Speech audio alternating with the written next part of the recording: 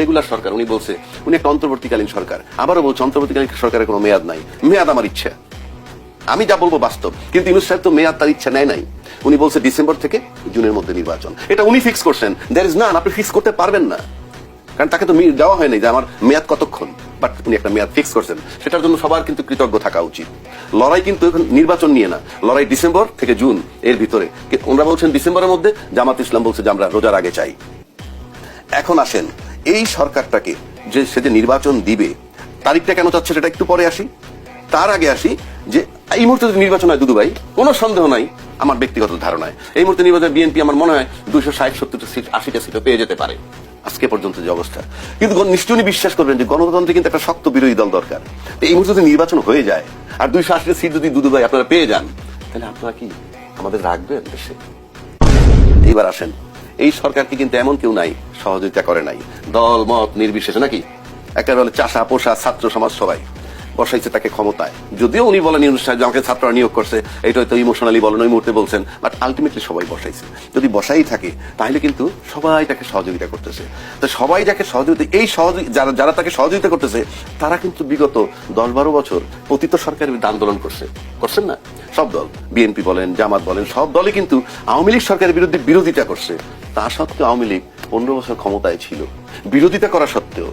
আর এখন সবাই একে সহযোগিতা করতেছে, তাতে 10 মাস শেষে বেসামাল হচ্ছে কেন? সহযোগিতাটা কোথায়? এই যে রেগুলার সরকারের কথা বলছে যে উনি রেগুলার মতো চলেন, ইউনূস সরকার যে মাঠে আসার পর 200-250 দাবি নিয়ে আসছে মাঠে, এবং এরা কিন্তু প্রত্যেকেই দলীয় ব্যানারের। সাধারণ লোক যার কোনো দলীয় পরিচয় নাই এরা আন্দোলনে যায় না, এটা অবশ্যই দুদু ভাই একমত হবেন। সেটা চাকরিজীবী হোক আর যেই হোক না কেন।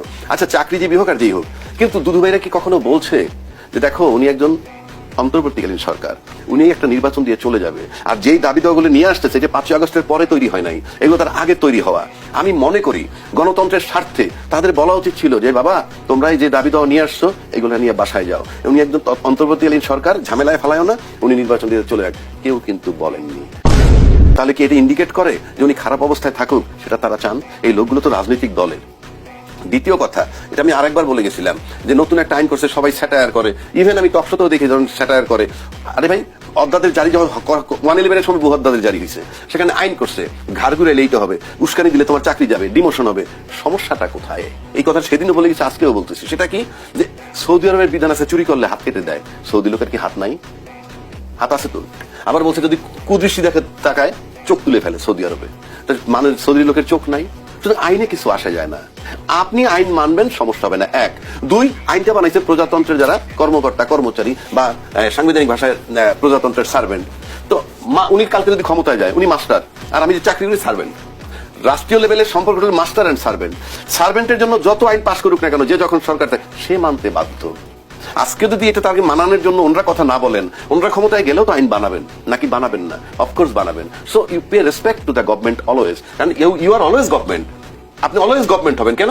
আপনি এখন আর পুলিশের এসপি হবেন না, আপনি ক্ষমতায় গেলে আপনি গভর্নমেন্ট হবেন, আপনি তখন আইন প্রণয়ন করবেন। আমরা হয়তো টকশো করবো, টকশো করলে তখন কিন্তু দুদু ভাই যে একটা আইনের প্রস্তাব দেন, আমরা কিন্তু বলবো দুদু ভাই আইন করছে, এমপি, আপনাকে আইন মানতে হবে।